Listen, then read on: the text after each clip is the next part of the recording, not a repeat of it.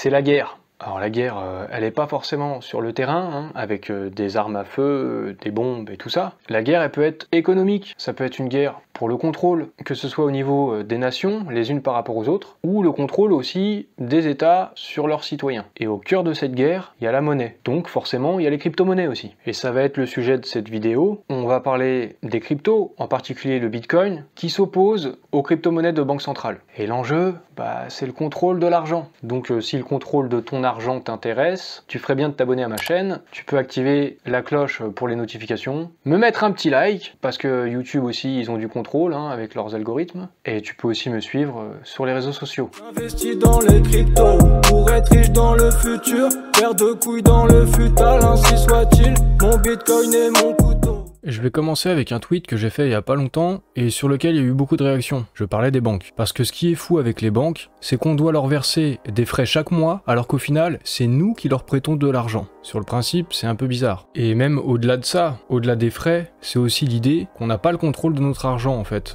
Quand on a de l'argent dans la banque, il est plus à nous. Si vous voulez retirer un certain montant de votre propre argent, la banque vous le refuse, alors que c'est le vôtre. Ou si vous voulez faire un virement vers un compte dans un autre pays, la banque peut vous le refuser.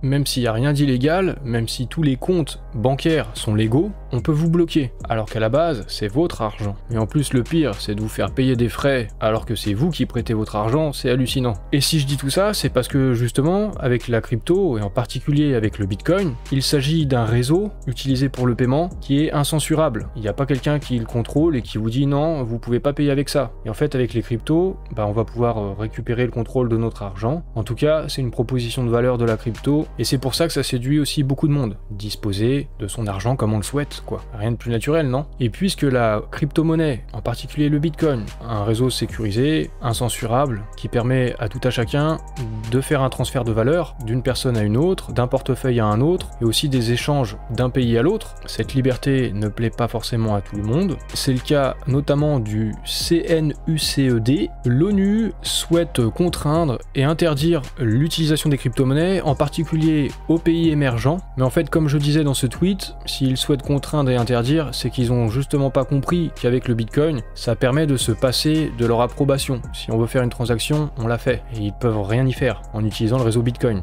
Alors, la CNUCED, la Conférence des Nations Unies sur le commerce et le développement, c'est un organisme qui fait partie de l'ONU, et il s'alarme quant à l'utilisation des crypto-monnaies par les banques, en particulier dans les pays émergents. Et cet organisme a publié 3 rapports entre le mois de juin et le mois d'août 2022 sur l'utilisation des cryptos à travers le monde. À chaque fois, c'est pour critiquer et dire que c'est pas bien. Le premier rapport, c'était sur l'impact des crypto-monnaies sur les économies émergentes, et en conseillant expressément la mise en place de MNBC, des monnaies numériques de banque centrale. On peut aussi appeler ça les CBDC. Là, c'est l'acronyme en anglais, mais c'est la même chose, CBDC, MNBC. Je vous en ai déjà parlé quand même pas mal dans mes vidéos. Il y a eu aussi un second rapport au sujet de la stabilité financière et les risques liés à la sécurité des crypto-monnaies, et leur solution, évidemment parce que les crypto-monnaies c'est négatif, encore une fois, leur solution c'est d'appliquer à nouveau rapidement les MNBC dans les pays en développement. Il y a aussi eu un troisième rapport qui s'est concentré sur le système bancaire, comment les crypto-monnaies peuvent saper la mobilisation des ressources nationales dans les pays en développement. Et pour eux, les transferts de fonds, ça devient un risque d'instabilité financière, les transferts de fonds en crypto. Les pays émergents risqueraient quant à eux de voir les capitaux de leurs citoyens fuir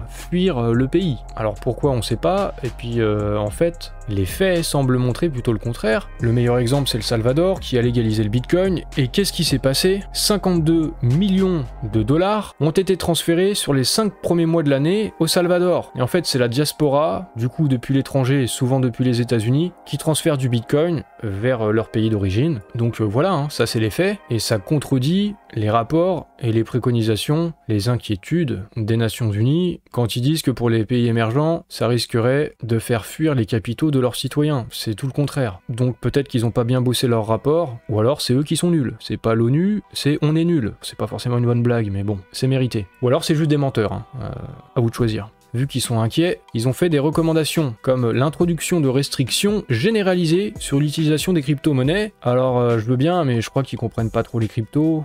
Le Bitcoin, vu qu'il est incensurable, il n'y a pas quelqu'un qui le contrôle, je vois pas quelle forme de restriction ils pourraient mettre, en fait. Si je veux transférer du Bitcoin à quelqu'un, personne peut l'empêcher, en fait. Ils veulent aussi mettre en place une politique monétaire stricte pour favoriser la stabilité financière. Alors, cette politique monétaire stricte, ça concerne sûrement pas les cryptos, mais le dollar et l'euro. Du coup, là, par contre, c'est un peu chelou, parce qu'en fait, la politique monétaire, c'est déjà la mission et l'unique mission de la BCE, la Banque Centrale Européenne, pour l'euro, ou de la Fed, la Réserve fédérale, aux États-Unis, pour le dollar. Leur mission, c'est la stabilité financière, et on voit qu'ils ont complètement échoué, vu l'explosion de l'inflation, puisqu'ils ont fait de l'impression monétaire, et ils ont considérablement endetté les pays ces 2-3 dernières années, explosion des dettes, explosion de l'inflation, explosion de la masse monétaire. Donc c'est bien de vouloir mettre en place maintenant une politique monétaire stricte pour favoriser la stabilité financière, mais c'était déjà censé être le cas en fait. Donc encore une fois, ils sont un peu nuls. Donc voilà, ils veulent repenser le contrôle des capitaux pour tenir en compte des caractéristiques décentralisées, sans frontières et pseudonymes des crypto-monnaies, puisque ce sont des organisations qui centralisent justement eux le pouvoir et qui régissent ce qui peut se passer ou non. Ça leur plaît pas trop, des cryptos comme le Bitcoin qu'ils ne peuvent pas contrôler. C'est logique, c'est normal, si ça leur fait perdre du pouvoir. Et en fait, s'ils ciblent particulièrement les pays en développement, c'est parce que ces pays-là, ça les intéresse beaucoup. C'est des pays qui sont souvent soumis à la volonté, aux décisions de ces grandes institutions, que ce soit le FMI ou l'ONU, l'OMC, qui exercent un contrôle sur ces pays. Et donc, les pays en développement, eux, sont intéressés au moins pour savoir ce que pourraient leur apporter les opportunités des crypto-monnaies et du Bitcoin. Et c'est pour ça qu'il y a eu récemment, au mois de mai, 44 pays qui se sont réunis au Salvador pour parler du Bitcoin. Il y avait des représentants de 32 banques centrales et 12 autorités financières pour parler d'économie numérique, d'inclusion financière et des avantages du Bitcoin dans l'économie. Quelque part, est-ce que les inquiétudes des Nations Unies, est-ce que ces rapports, ils sont pas faits en réaction à l'intérêt des pays en développement pour les crypto-monnaies et pour le Bitcoin? Peut-être parce que ces institutions voient d'un mauvais œil le fait de perdre du contrôle sur les pays en développement. Mais peut-être pas, hein, chacun se fait son avis. En début de cette vidéo, je vous parlais du contrôle de notre argent, du coup là au niveau individuel, avec les banques. Mais du coup ce contrôle c'est aussi au niveau des nations, avec les Nations Unies, peut-être qui cherchent à garder un contrôle sur les pays en développement. Des pays en développement qui eux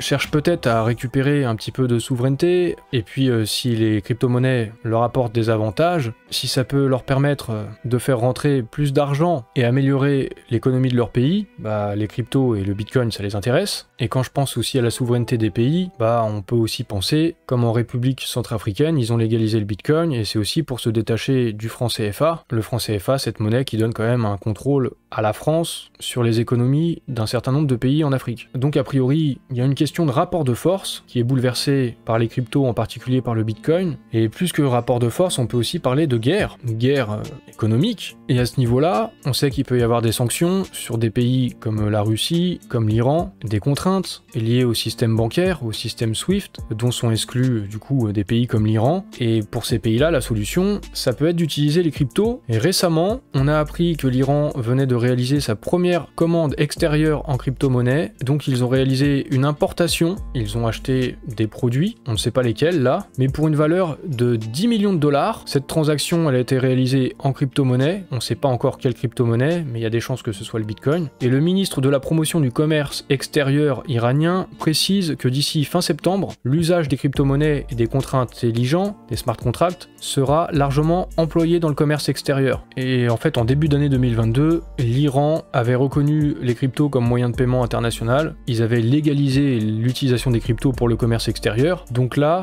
ils sont passés aux actes, ils ont joint le geste à la parole, le pays régulièrement sanctionné par l'Occident semble s'orienter vers une monnaie qui est incensurable. Donc encore une fois, c'est des histoires de contrôle, là c'est des pays les uns par rapport aux autres, mais si à l'échelle des pays, déjà, les crypto-monnaies, le Bitcoin semble pouvoir donner une certaine souplesse, une liberté dans le commerce et dans l'échange d'argent, bah c'est aussi le cas au niveau individuel. Le fait de sortir un petit peu du système bancaire, sortir de l'euro ou du dollar en utilisant le Bitcoin, si au niveau des pays ça permet d'être plus libre, c'est aussi le cas au niveau individuel, a priori. Donc tôt ou tard, peut-être sortir de la banque et passer à la crypto, ça pourrait être aussi peut-être une bonne idée pour reprendre un contrôle et ne plus subir de pression. Là, ça concerne l'Iran, mais bon, a priori, l'Iran peut faire du commerce avec d'autres pays, hein, comme la Chine, comme la Russie et d'autres encore, et du coup le faire sans contrainte avec les cryptos. En octobre 2021, Poutine avait déjà déclaré que pour transférer des fonds d'un endroit à un autre, les cryptos ça pouvait être utile. Il avait dit que les actifs numériques, notamment le Bitcoin, ont le droit d'exister et peuvent être utilisés comme moyen de paiement, mais que pour faire du commerce de pétrole ou d'autres matières premières et des sources d'énergie, ça lui semblait encore trop tôt pour en parler pour le moment, hein. C'était maintenant il y a un peu moins d'un an. Peut-être que depuis, il y a pas mal de choses qui ont changé et que les cryptos pourraient être utilisés aussi pour les matières premières et les sources d'énergie, pour le gaz ou le pétrole. En plus de ça, là, une information qui est quand même importante et dont on parle pas beaucoup, j'ai l'impression, j'en ai pas spécialement entendu parler, c'est que les BRICS souhaitent mettre en place une nouvelle réserve de valeur internationale, en fait une nouvelle monnaie qui rivaliserait avec le dollar, laisser tomber le dollar dans les échanges internationaux et se détacher aussi du coup du FMI. Les BRICS, c'est quand même pas rien, il y a la Chine, il y a la Russie, il y a le Brésil, l'Inde et l'Afrique du Sud. En plus de ça, il y a des pays qui veulent rejoindre les BRICS, comme l'Égypte, l'Arabie Saoudite, la Turquie, et j'ai même vu qu'il y avait aussi l'Algérie. Donc des pays qui ont des matières premières, des économies conséquentes. Donc dans cette guerre économique, la monnaie ou les crypto-monnaies, dollars, euros, bitcoin, crypto, bah la monnaie c'est aussi un instrument de contrôle ou d'indépendance dans les rapports de force entre les nations ou aussi entre les citoyens d'une nation et son État. Parce que les fameuses MNBC que souhaitent mettre en place les Nations Unies, qui font des rapports pour l'utilisation des monnaies numériques de banque centrale, ça semble intéresser en fait un peu tous les pays, tous les gouvernements, tous les États. Et là pour le coup, que ce soit l'Iran, que ce soit la Russie ou des pays émergents, on voit sur cette carte, je vous mettrai le trade de Money Radar, je vous le mettrai en description, mais on voit qu'à peu près tous les pays sont en train de développer ou ont déjà lancé leur MNBC, leur CBDC, leur crypto-monnaie de banque centrale. Les monnaies numériques de banque centrale sont contrôlées par les gouvernements, comme le sont les monnaies traditionnelles, et représentent donc le contraire de l'idée du Bitcoin qui lui est décentralisé. On a beaucoup parlé du yuan numérique en Chine, et là-bas l'omniprésence des paiements numériques et de la surveillance étroite du gouvernement ont conduit à avoir énormément de données de paiement qui sont déjà disponibles pour les administrateurs chinois. Ils ont une connaissance des dépenses de la population et on peut s'attendre à ce que le gouvernement chinois favorise cette monnaie numérique, le yuan numérique, cette MNBC. Là-bas, il y a des intelligences artificielles qui se perfectionnent pour apprendre des comportements de la population, notamment des comportements d'achat. Et là-bas, il y a un crédit social. Et finalement, en fonction de ce que vous faites et vos comportements, vous avez un score. Bon, j'ai déjà pas mal parlé de ça dans une vidéo, je pourrais vous la mettre au-dessus si vous l'avez pas vue. Et ce qu'ils sont en train de développer en Chine, c'est avec une identité numérique et avec le yuan numérique qui est une CBDC, une MNBC. En associant les deux, on peut contrôler les citoyens, leurs agissements, ils ont un score, ils ont une note. Et si on n'agit pas comme un bon citoyen, on a une mauvaise note et on n'a plus accès à beaucoup de choses.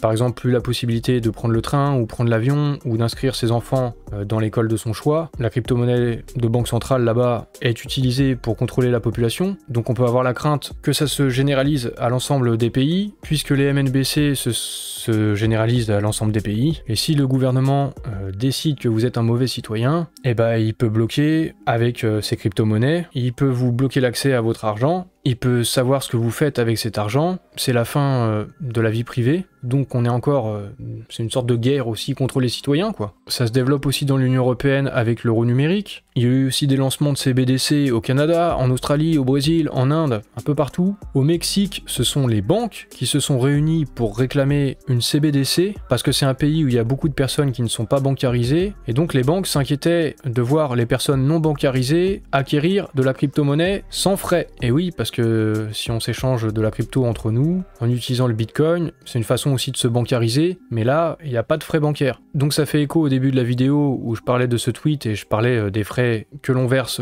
aux banques. Si vous voulez aller plus loin sur les CBDC, je vous mettrai cet article de Cointribune. L'euro numérique, ça avance. Début 2023, ça concernera pas les citoyens dans un premier temps. Ce sera une CBDC pour les transactions internationales, donc pas destinée à l'utilisation publique. L'utilisation publique, ce sera une CBDC de détail, mais c'est quand même l'objectif à terme.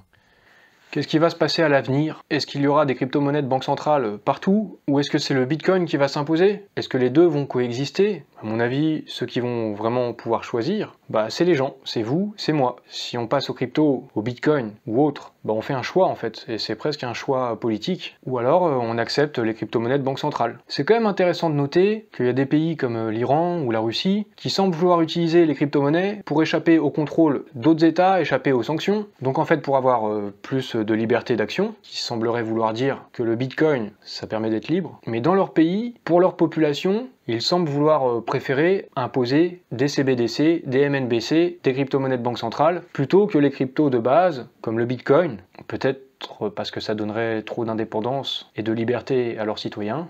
C'est paradoxal quand même. Bon, c'est à vous et moi, c'est à nous, les gens, de se rendre compte, du coup, peut-être que c'est le Bitcoin qu'il faut choisir, mais bon, c'est à vous de choisir. Vous en tirerez les conclusions que vous voudrez. Par contre, là où t'as pas le choix, c'est qu'il faut que tu t'abonnes pour avoir du contenu qualitatif. Pour être tenu au courant de l'actualité crypto, tu peux activer les notifications. Un petit like, ce serait cool. Et comme d'habitude, les réseaux sociaux, tu peux me follow. Tout le monde veut des